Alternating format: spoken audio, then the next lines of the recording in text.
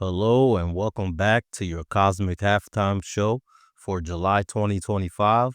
I'm Dre, your Western Tropical Astrologer, here to help you navigate the starry skies. So, we're at the halfway mark of this dynamic month, so think of this as your halftime huddle, a moment to pause, regroup, and get clear on the cosmic plays we're still unfolding.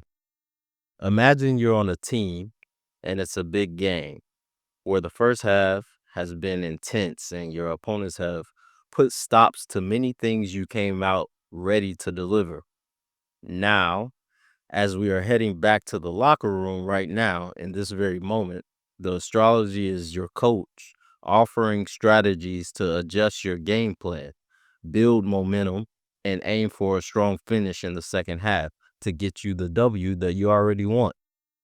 Let's step into the major planetary transits shaping this period and reflect on how they're showing up in this second half of the month. So, July 2025 is like a cosmic symphony with retrogrades and dynamic aspects playing in harmony and tension. Here's what's headlining the second half of the month. First, we're going to be starting on July 18th with Mercury, the planet of communication, technology, and travel.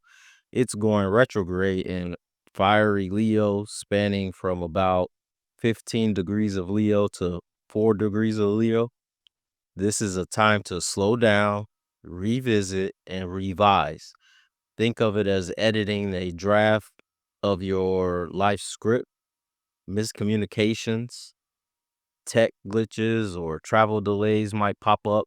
So double check plans, hold off on major purchases like cars or electronics, and keep receipts handy for sure. This retrograde is perfect for reconnecting with old friends, polishing projects, or reflecting on how you express yourself. Ask yourself, where have I been misunderstood lately? And how can I clarify my message that I want to get out? Then next, we're going to end up having Saturn, the taskmaster, just begin its retrograde, which was not long ago in Aries on July 13th, urging us to reassess our responsibilities and personal goals. In Aries, this energy is about redefining your independence and leadership. It's like checking the foundation of a house you're building. Have you laid the groundwork for your ambitions, or do some supports need reinforcing? This is a time to slow down and strategize for long term success. And then, right there in Aries with Saturn, you got Neptune, who's also retrograde and has been retrograde since July 7th, which started earlier this month, of course, and will be continuing to dissolve illusions in Aries with this Neptune retrograde. This is a call to clarify your dreams and spiritual goals. Are you chasing a vision that's truly yours, or is it one that was shaped by others that doesn't really match your authentic self? Reflect on what's inspiring you and what needs to be released to align with your authentic path. And then if you look over to the right, we got Uranus, the planet of innovation and surprises. It entered Gemini on the 7th, shaking up communication, learning, and connections. This transit, lasting until November, is a preview of a longer shift from about 2025 to 2032. It's like a sudden gust of wind blowing open new ideas or disrupting old patterns. Expect breakthroughs in how you think, speak, or network, but also be ready for unexpected changes in plans or relationships. Then on July 24th, we got the new moon in Leo trining that Saturn and Neptune, sparking fresh starts and creativity, self expression, and passion projects. This is your moment to shine, but with the sun opposing Pluto on July 25th, power dynamics or hidden truths may surface. It's like planting a seed in fertile soil. You got to nurture it with intention, but watch for those unwanted weeds of control and conflict that Pluto can tend to bring. Then on the 31st, we got two things happening. We got Venus moving into nurturing Cancer, bringing warmth to relationships, home life, and self care. This shift softens the month's intensity, encouraging emotional connections and diplomacy. It's like coming home to a cozy fireplace after a bit of a storm.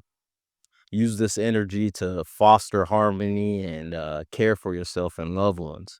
And then on the same day, we also have Mercury. We have the Mercury going in a Kazemi with the sun.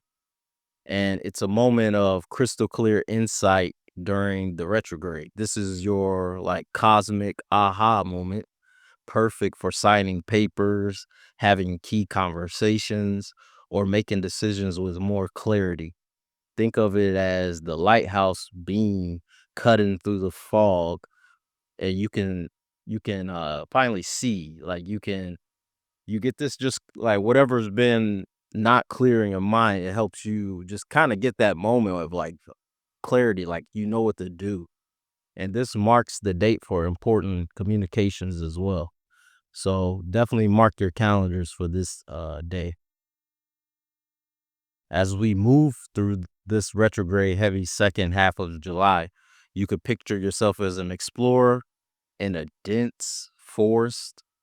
The retrogrades are like moments where you pause to check your map, retrace steps, or clear overgrown paths.